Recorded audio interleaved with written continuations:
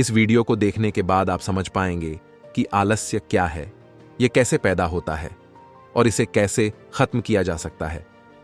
एक बार आलस्य से परेशान एक व्यक्ति गौतम बुद्ध के पास आता है और कहता है, बुद्ध, मेरे अंदर बहुत आलस्य। मैं इस आलस्य की वजह से अपने जीवन में वह सब कुछ नहीं कर पा रहा जो मैं करना चाहता हूं। इस आलस्य ने मुझे बहुत परेशान कर रखा है। इसकी वजह से मैं अपने जीवन में उन्नति नहीं कर पा रहा हूं। कृपया आप मुझे इस आलस्य से छुटकारा पाने का कोई तरीका बताएं। यह सुन गौतम बुद्ध मुस्कुराते हैं और उस आलसी व्यक्ति से कहते हैं, तुम्हें कैसे पता कि तुम्हारे अंदर आलस्य है? उस आलसी व्यक्ति ने कहा, बुद्धि केवल में ही नहीं बल्कि मेरा पूरा परिवार भी नहीं कहता है कि मैं एक आलसी व्यक्ति। बुद्ध ने कहा, क्या तुम मुझे इसका प्रमाण दे सकते हो कि तुम एक आलसी व्यक्ति हो? उस आलसी व्यक्ति ने कहा, जब बुद्ध में दे सकता हूं। बुद्ध ने कहा, फिर प्रमाण दो। उस आलसी व्यक्ति ने कहा, बुद्धि में यह तो जानता हूं कि सुबह उठना मेरे स्वार्थ और मेरे मन दोनों के लिए ही लाभकारी है, लेकिन मेरा आलस्य मुझे सुबह जल्दी उठने ही नहीं देता। बुद्ध ने कहा, अच्छा, परंतु क्या तुम्हें पता है कि आलस्य होता क्या है? उस आलसी व्यक्ति ने कहा, बुद्ध, मुझे यह तो नहीं मालूम कि आलस्य होता क्या है, लेकिन यह जो कुछ भी है बहुत बुरा है। बुद्ध ने कहा, आलस्य एक मानसिक अवस्था है, एक भाव है, एक विचार है, जिसे जाने अनजाने में हम इंसान खुद ही अपने अंदर पैदा करते हैं। आलसी व्यक्ति ने कहा, परंतु वह कैसे? बुद्ध ने कहा, पहले तो तुम यह समझो कि हमारे भीतर आलस्य दो कारणों से पैदा होता है। पहला कारण है शारीरिक और दूसरा कारण है मानसिक। शारीरिक आलस्य का पहला कारण है भोजन। जब हम कोई ऐसा भोजन ग्रहण करते हैं जिसमें खुद को जीवन नहीं है, तो यह भोजन हमारे शरीर के लिए बोझ बन जाता है और फिर यह हमारे अंदर आलस्य पैदा करता है, क्योंकि हमारा शरीर भोजन से मिलने वाली ऊर्जा के सहारे चलता है और फिर हम इसे जैसा भोजन देते हैं वैसे ही ऊर्जा हमारे शरीर को भी प्राप्त होती है। इसलिए अगर तुम आलस्य से बचना चाहते हो तो आसानी से पचने वाले और सीधे प्राकृतिक से प्राप्त होने वाले भोज्य पदार्थों को अपने भोजन में शामिल कर दो। शरीर के स्तर पर आलस्य का दूसरा कारण है गलत तरीके से चलना, गलत तरीके से बैठना और गलत तरीके से लेटना। गौतम बुद्ध ने आश्रम के भिक्षुओं की तरफ इशारा करते हुए उस आलसी व्यक्ति से कहा, अगर तुम ध्यान से देखो तो तुम्हें आश्रम के इन भिक्षुओं के चलने, बैठने और लेटने की अवस्थाओं में एक विशेष प्रकार का संकलन नजर आएगा। जब यह चलते हैं तो इनके पैरों को बीच तालमेल होता है।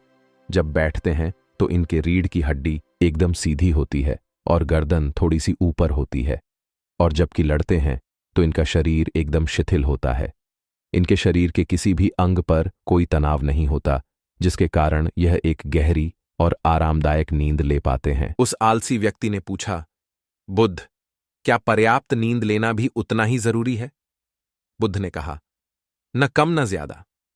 हमेशा ही पर्याप्त मात्रा में सोना लाभकारी होता है। अगर तुम आज रात पर्याप्त नींद नहीं लेते तो तुम्हारा कल का पूरा दिन थकान और आलस्य भरा होगा। इसीलिए पर्याप्त नींद भी उतनी ही जरूरी है।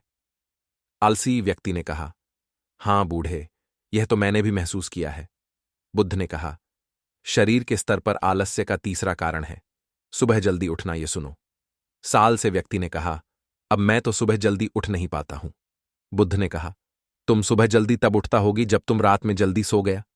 बुद्ध ने आश्रम के पीछे की तरफ इशारा करते हुए कहा, इन भिक्षुओं को देखो, इन्होंने रात्रि में अपने सोने का एक निश्चित समय निर्धारित कर रखा है और यही कारण है कि यह रोज प्रातःकाल जल्दी उठने में सक्षम हो पाते हैं। हर एक बौद्ध भिक्षु को अनुशासन का पालन करना होता है और यही अनुशासन इनके जीवन में संतुलन आता है। कुछ लोग अनुशासन को एक बंधन समझते हैं। उन्हें लगता है कि अनुशासन उन्हें मानता है, लेकिन सच्चाई यह है कि अनुशासन हमें बांटता नहीं बल्कि स्वतंत्र करता है।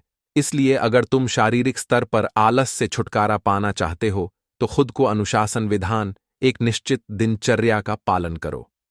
उस आलसी व्यक्ति ने कहा, लेकिन बुद्ध, शुरुआत कहां से करें? सही तरह का भोजन करने से, सही तरह से बैठने या लेटने और चलने से, या फिर सुबह जल्दी उठने से? बुद्ध ने कहा, शुरुआत अभी से करो। उस आलसी व्यक्ति ने कहा, लेकिन बुद्ध, शुरुआत कहां से करें? सही तरह का भोजन करने से, सही तरह से बैठने या लेटने और चलने से, या फिर सुबह जल्दी उठने से? बुद्ध ने कहा, शुरुआत अभी से करो। जो भी तुम इस समय कर रहे हो उसे पूरे ध्यान से करो। पहले तो मन के स्तर पर आलस्य को समझा, लेकिन उससे पहले दोस्तों, अगर आप भी काम को टालने की आदत से परेशान हैं या फिर आलस की वजह से अप्लाई कि वो चीज नहीं कर पा रही जो पाना चाहते हैं, तो कुछ ऐसी बुक्स मैं आपके साथ रिकमेंड करूंगा जो आपकी हेल्प करेंगे आपके पोस्ट की मंच को डेवलप करने में, जिसे आप आज के काम को आज ही करें, कल्पना डालें। तो जो पहली बुक है उसका नाम है एट दर्थ रॉक, यानी सबसे मुश्किल काम। सबसे पहले ब्रायन ट्रेसी द्वारा लिखी यह बुक आपको सिखाएगी कि अगर आप अपने दिन का सबसे मुश्किल काम सबसे पहले कर लेते हैं तो आपका बाकी का दिन बहुत अच्छे से गुजरता है। अगर आप सुबह जल्दी उठने की वजह से परेशान रहते हैं और आप सुबह जल्दी उठना चाहते हैं तो इस आदत को डेवलप करने में आपकी हेल्प करेगी। रमेश शर्मा द्वारा लिखी यह भूख, जिसका नाम है IBM क्लब, यह तीसरी बुक है जिसका नाम है दी पावर ऑफ हेवन। इस बुक को पढ़ने के बाद आपका मन एकदम बदल जाएगा और आप जान पाएंगे कि आज के काम को आज ही करने की छोटी है आपकी लाइफ को कितना आसान बना देगी। अगर आप चाहें तो इन तीनों ही बुक की हिंदी में भुखमरी भी सुन सकते हैं। कोई ऐप पर कुक व फेम इंडिया क्लियरिंग इन फास्टेस्ट ग्रोइंग ऑडियो को प्लेटफॉर्म है जहां पर आप एक बुक से भी कम की कीमत पर हजारों बुक्स को ऑडियो फॉर्मेट में सुन सकते हैं, वह भी अपनी मनपसंद लैंग्वेज में।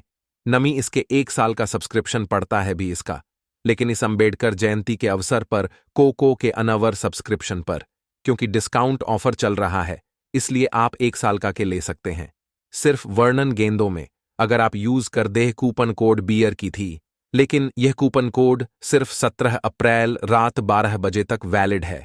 लिंक डिस्क्रिप्शन कमेंट कर दी गई है। अब वहां से ऐप को डाउनलोड कर व्यक्ति कूपन कोड का फायदा उठा सकते हैं।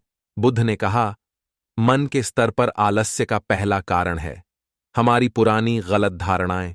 जब हम किसी काम के लिए खुद को काबिल नहीं समझते तब हमारे भीतर आलस्य पैदा होता है।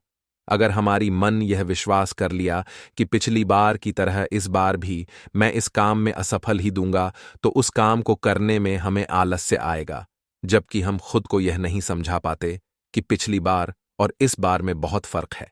अब हम मानसिक तौर पर वह नहीं है जो पहले थी। हमने पिछली हार से बहुत कुछ सीखा भी है, इसलिए मानसिक आलस्य से बचने के लिए सबसे पहले खुद पर विश्वास करना सीखो। मानसिक आलस्य का दूसरा कारण है छोटी सोच वाले और आलसी व्यक्तियों को साथ करना। कई बार ऐसा होता है कि हम खुद आलसी नहीं होते, लेकिन कुछ आलसी और कामचोर लोगों के साथ रहते रहते हम खुद भी आलसी और कामचोर बन जाते हैं। ये सुन, उस आलसी व्यक्ति ने कहा, आप बुद्ध, ये तो मैंने भी महसूस किया है। बुद्ध ने कहा, तो सबसे पहले आलसी और कामचोर लोगों की संगति में रहना छोड़ो। बुद्ध ने आगे कहा, मानसिक आलस्य का तीसरा कारण है काम को टालने की आदत। काम को टालना आलस्य और मानसिक तनाव का सबसे बड़ा कारण है। शुरुआत में तो हमें पता नहीं चलता, लेकिन धीरे धीरे की आदत हमारे अंदर घर कर जाती है, और यह एक अकेली आदत ही किसी भी इंसान की जिंदगी बर्बाद करने के लिए काफी है। इसलिए जो काम आज किया जा सकता है उसे कल पर कभी न डालें। बुद्ध ने कहा, मानसिक आलस्य का चौथा कारण है लक्ष्य का स्पष्ट न होना। मान लो तुम किसी बड़ी से रेगिस्तान में फंस चुके हो और तुम्हें जोड़ों की प्यास लगी है, तब तुम क्या करोगे? उस आलसी व्यक्ति ने कहा, मैं पानी की तलाश करूंगा। मैं कोशिश करूंगा कि जल्द से जल्द रेगिस्तान के पास वाले गांव में पहुंचा हूं। बुद्ध ने कहा, लेकिन अगर बहुत कोशिश करने के बाद भी तुम्हें पानी न मिले, तब उस आदमी ने कहा, मैं तब भी प्रयास करता रहूंगा, क्योंकि मेरे पास और दूसरा कोई भी नहीं होगा। गौतम बुद्ध ने मुस्कुराते हुए कहा, इंसान को आलस्य तभी गिरता है जब उसके पास कोई स्पष्ट लक्ष्य न हो या फिर उसके समक्ष बहुत से विकल्प उपलब्ध हैं।